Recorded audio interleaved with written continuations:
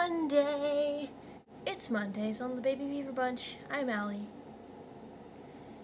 Today's topics are: what are your religious beliefs and how have they affected your sexual identity or your coming out process? And that was sent in by Bilong92.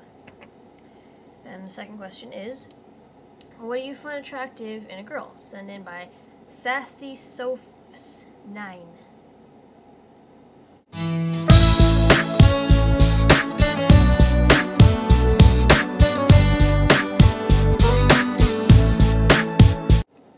Homosexuality refers to relations between men or between women who experience an exclusive or predominant sexual attraction towards persons of the same sex. It has taken a great variety of forms through the centuries and in different cultures. Its psychological genesis remains largely unexplained. Basing itself on sacred scripture, which presents homosexual acts as acts of grave depravity, tradition has always declared that homosexual acts are intrinsically disordered, and they are contrary to the natural law. They close the sexual act to the gift of life. They do not proceed from a genuine, affective, and sexual complementarity. Under no circumstances can they be approved. I'm Catholic, and I'm gay.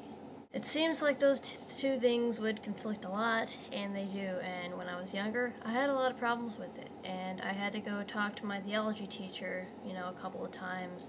One time I was sitting in Mass, and I looked around and saw, all the married couples with kids, and it just freaked me out and made me feel like a freak, I wasn't normal, I was the only one in there, and I ran out, and I didn't go to Mass for 4 or 5 months after that, I think, and, that was hard.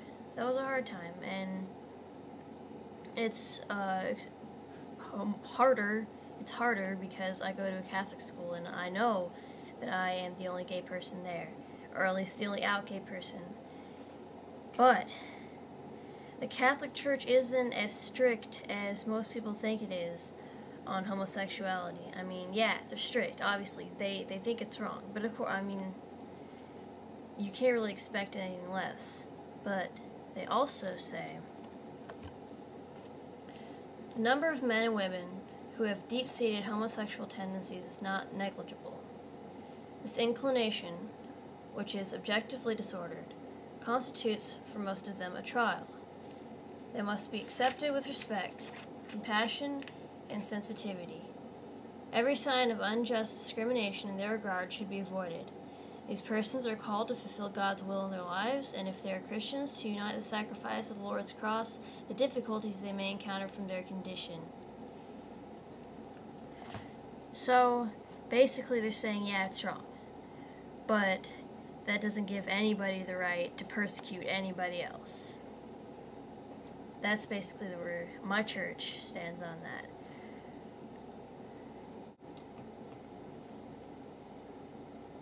I have, however, looked at a lot of scripture, and I can't really find anything that directly says that being gay is wrong. In Leviticus, the thing about the abomination lying with the man as you lie with a woman, la la la, those were the laws laid out for the Levites. And unless you're a Levite, I don't think it's necessary that they all be followed because, directly above or below that, I can't remember, it says that it's unlawful to eat shrimp, or it's an abomination to eat shrimp, or wear clothes made of 2 different materials.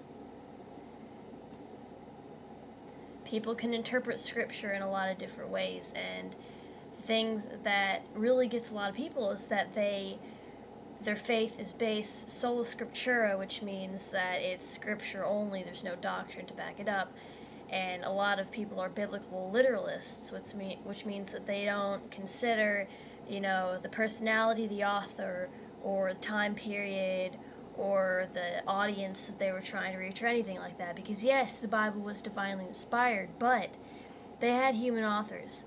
God couldn't have taken somebody's hand and, you know, written it for them. There was personality in what they wrote. That's all I have to say about that. I don't want to get into an argument or, you know, say anything that people might want to jump me on. Okay, the things that I find attractive in a girl, which is different than turn-ons and turn-offs, which was last week, which was awkward. Let's see, what do I like in a girl? I really like smart girls. If I'm gonna date somebody and, you know, have that connection with them, I like them to be smart, you know. I like to be able to talk to them just about anything and everything, and talk about books and, you know, philosophy and what they think life is, and just, you know, weird stuff like that. And I also like girls to have a good taste in music, because music expresses a lot of people's personality, you know. It shows if somebody's a deep thinker or not sometimes based on the kind of music they like, or how they interpret lyrics, or, you know, whatever.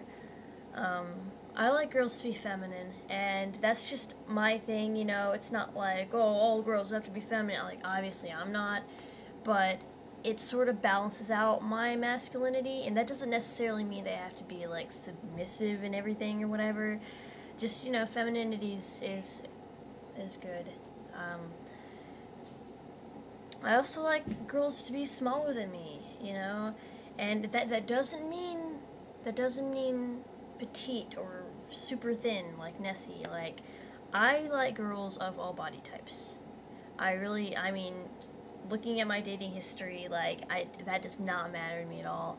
But it's easier when they're smaller than me, because it sort of doesn't make me feel as weird being the more masculine one, if that makes any sense. And again, it's just, you know, my personal thing.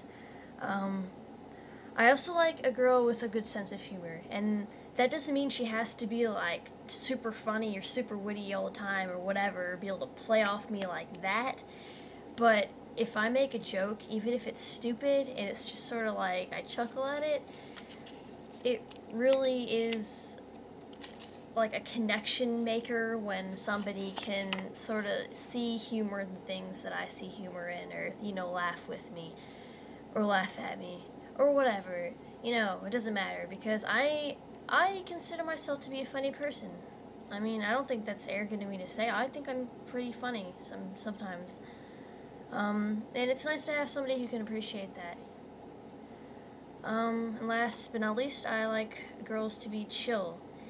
And that doesn't mean, you know, they're cool with everything, they're not argumentative or whatever. It just means that I like the type of person that can be okay with just, you know, sitting down and watching a movie with me, or coming back to my house and making mac and cheese or something like that. You know, they don't have to, like, be always doing something, or always expecting something, or always have drama. You know, they can just enjoy my company, or enjoy being with me, or, you know, whatever. So yes, I guess that's it, and I really need to think of something else to say besides, I'll see you guys next week, bye, because that's getting a little repetitive, isn't it? Quit playing games with my